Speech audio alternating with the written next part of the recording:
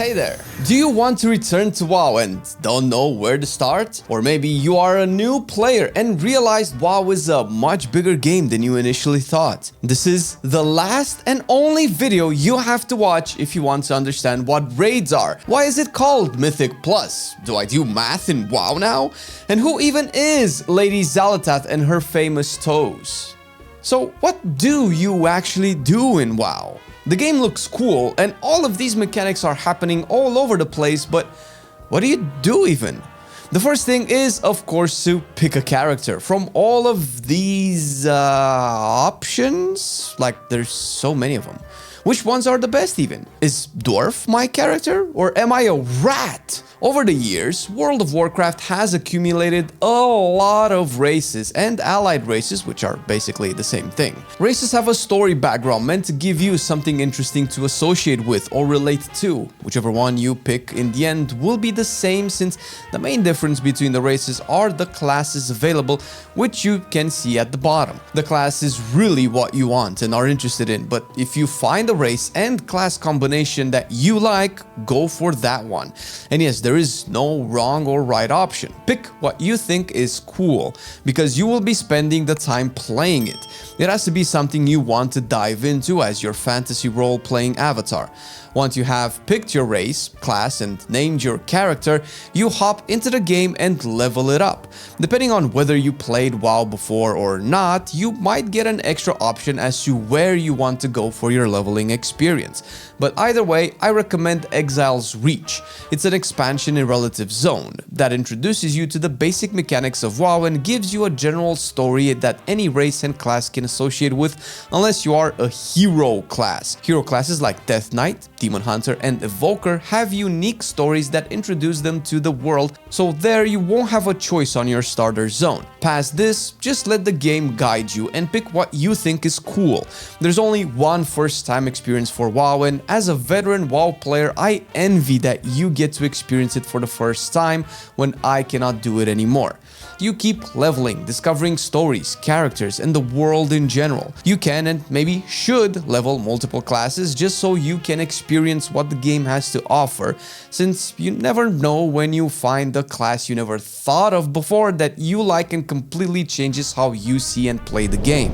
What about the endgame? Once you level up and decide that this is your character that you will be playing, or how WoW players like to call it, their main, what then? Well, now, for better or worse, we get to the best part of WoW, which is the endgame. The main activity that any MMO has as their endgame is raiding. Raiding is essentially you and a whole bunch of other players gather up in a big group to go slay a number of big and bad and tough bosses like Xal'atath, the evil mistress. You don't get to slay her just yet, but you are thwarting her plans all throughout the war within, and the story is pretty neat. You should definitely pay attention. In a raid, you use teamwork and cooperation to overcome the encounter, or to use MMO slang, mechanics, and defeat the big bad boss and loot the rewards, which can range from gold, materials, mounts, and gear. Raids come in 4 difficulties, with a starting one available to everyone, being LFR, short for looking for raid.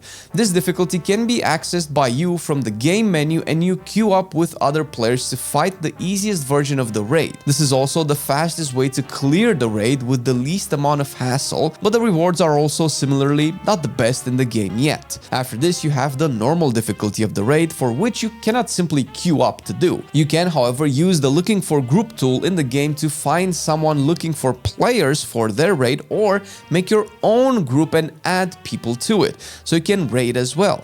Heroic and Mythic are harder versions of this, with Mythic being the pinnacle. Normally, for these, you would want to be in a guild, since the harder the raid gets, the more organized people have to be, and trying to get that level of organization from a random assortment of players is like trying to teach your parents and grandparents to backflip through a small hoop. Dungeons are also a staple endgame content, where now they are equivalent to raiding in terms of difficulty, but also in the rewards they can give. Dungeons run from normal and heroic heroic levels which can be queued for as a solo player up to Mythic and Mythic Plus, where, similar to raids, you need to form a group for. There is also the follower dungeons, where you play with AI bots in a very trivialized version of a dungeon, mostly for the purpose of finishing story quests, or basically see the content without the hassle of playing your character properly. Mythic dungeons are a bit tougher, but also give you higher rewards. Can be completed once per week, after which their rewards are locked out for you until the next reset. Mythic Plus, however, is different. Mythic Plus is essentially the same Mythic dungeon you did, but requires a keystone of that specific dungeon with a level which increases whenever you complete the dungeon in time. It starts from 2 and goes up to an indefinite level that realistically cannot be done past 20 or so. Each level makes the dungeon harder, and every so often adds an affix to it that changes how you approach it, generally making it even harder. But because of that, you end up getting some of the best gear in the game from them. Mythic Plus is also a content you want to prepare for and practice, since you have a set amount of time to finish a dungeon, otherwise the run is deemed as failed, and the key you used to start it considered depleted. At that point, the keystone goes down in a level, and you have to complete the lower level of the dungeon in order to level it back up. You can play as many Mythic Plus dungeons per week, and you will always get loot from them, but because they can be spammed, the amount of loot is generally lower than any other content. Still, likely the best source though. A newer type of content introduced in the War Within are delves. Delves are essentially dungeons you can run solo with fewer mechanics, sometimes no bosses, and just groups of enemies to defeat, all while completing a small set of objectives. These also go up in difficulty, starting with tier 1 all the way to tier 11. The rewards are much smaller than the ones in Mythic Plus, and they stop scaling in power at tier 8. The reason you want to do delves is that you can still get close to the best gear in the game at a much slower rate, but you don't need the hassle of getting other people to come with you, worry about a timer expiring, or a challenge being too difficult to overcome. This content is generally for people with less free time that maybe don't want to play their character at a high level and stress over their rotation. We have a video detailing the rewards delves offer on our channel, which you can check out. Lastly, there is PvP, or player versus player.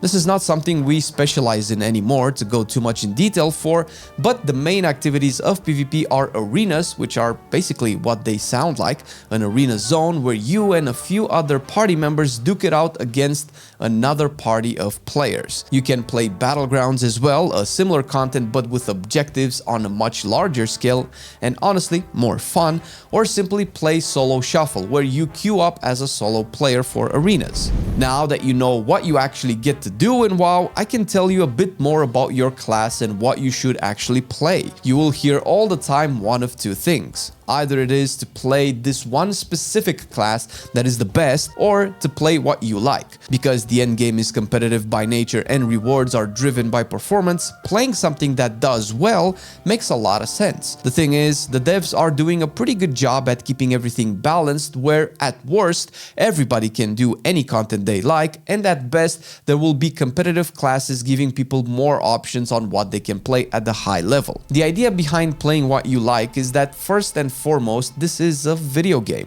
so having fun does a lot of heavy lifting for you doing any kind of difficult content. And 2, you are more likely to do better at what class you play if you enjoy it. There are, of course, those that objectively do better, and this better is 99% of the time situational, meaning that these classes do better because of a list of reasons that most players will not be able to incorporate in their play and end up using as grandstanding to selfishly filter the type of people they get to invite to their groups. The reality is that people will only want to group up with what they consider the best, which can act as gatekeeping to you. But the real reality is that you can perform just as well, if not better, on a non-meta class if you like it enough to practice it, where your experience trumps the arbitrary balance some other player engages in with their flavor of the month choice. Don't worry too much about this, since once you play long enough, you'll be able to tell for yourself and make a better decision on what class is right for you, and if not, hey, we also have videos on those topics on our channel, and all relevant videos like these will be linked in the description. One thing that's worth knowing is that, as in most team-based RPGs, you have a tank and a healer role on top of the damage dealers. And in WoW, tanks and healers are in short supply. If you do end up picking a class that can also tank or heal, playing those roles can vastly improve the rate at which you get invited into groups. Just something to keep in mind. You now have your class and are interested in some WoW activities to do, but how do you actually play, and what even is your class? I won't go into stuff like your builds and your rotation, since that's also fun to discover on your own, but I will explain things that the game doesn't go into as much detail as it should for a new player. When you level your class, you will start unlocking talents and talent points. When you open your talent window, you will notice 3 main sections.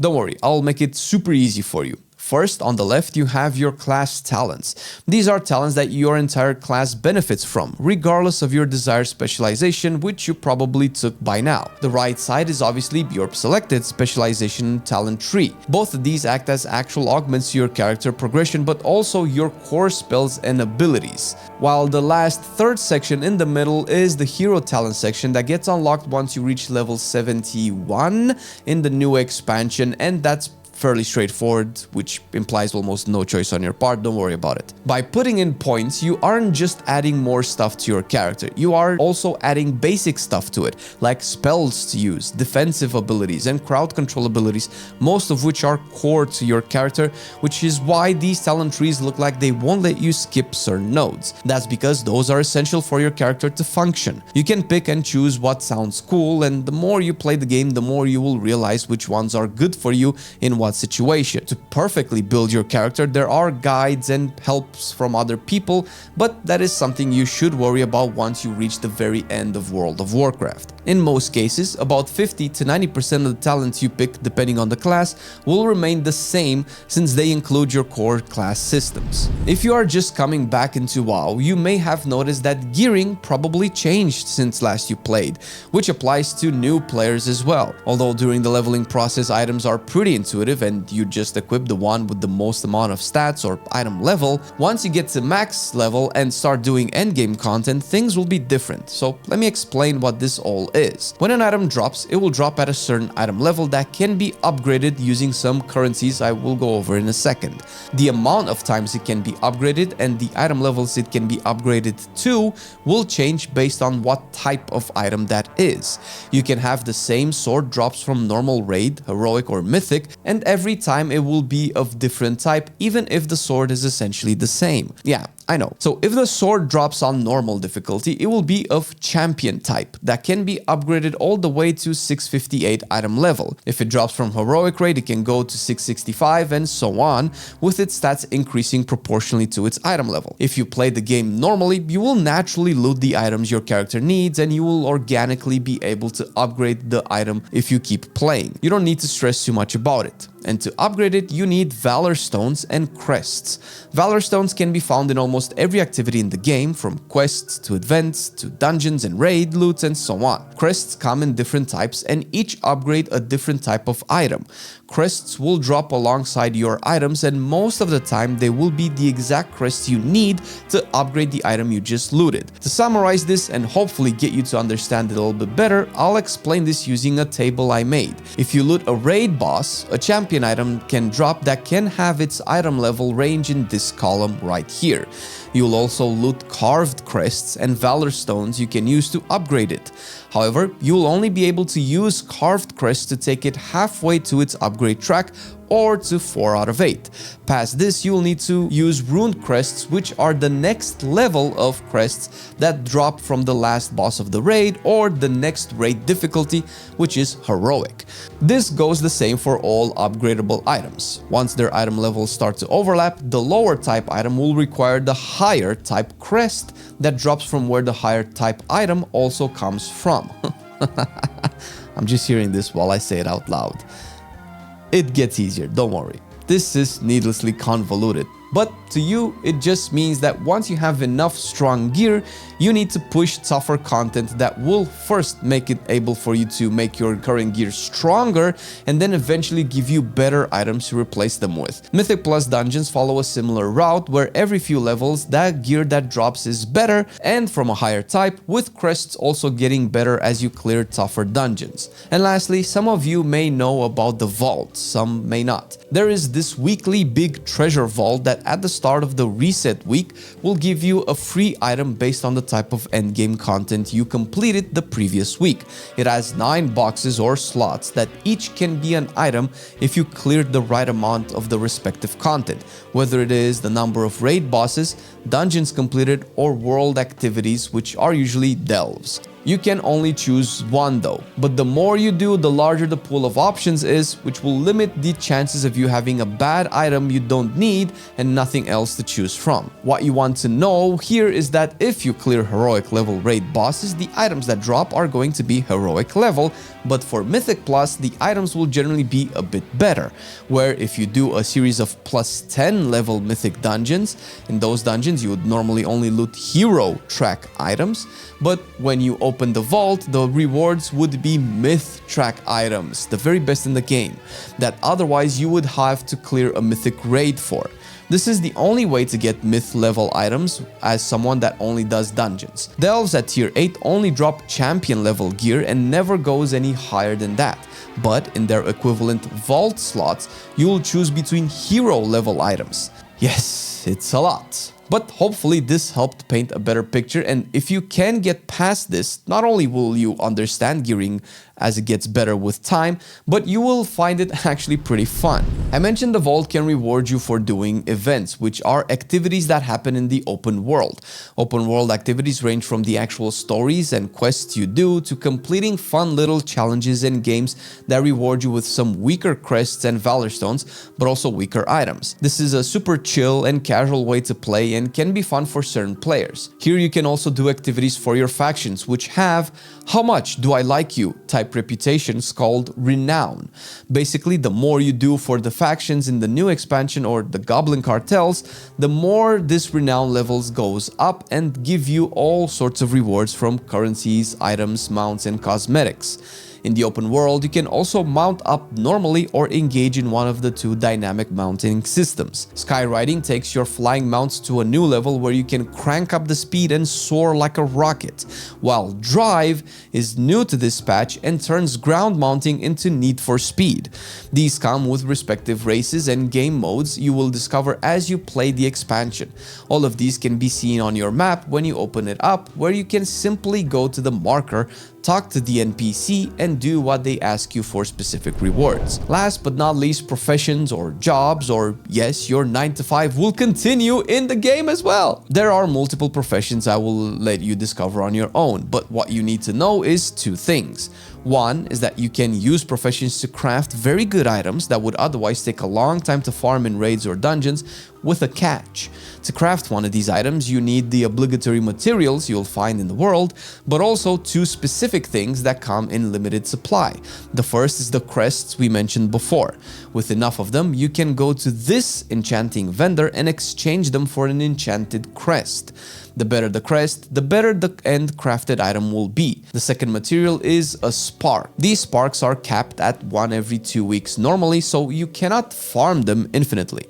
Once you have a spark and an enchanted crest and the rest of your materials, you can either craft the item yourself if you leveled up your profession, or pay some other player to do it for you by going here and placing a work order. Friends and guildmates can also make this process easier by helping you out. Second thing you need to know about professions is that they work kind of like your talents. You have specializations in each one that you can dive into.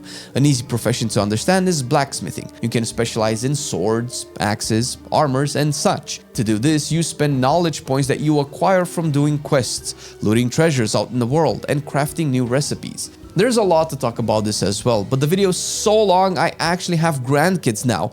So let us know in the comments if you want more details about any of the specifics in this video that we didn't already link in the description.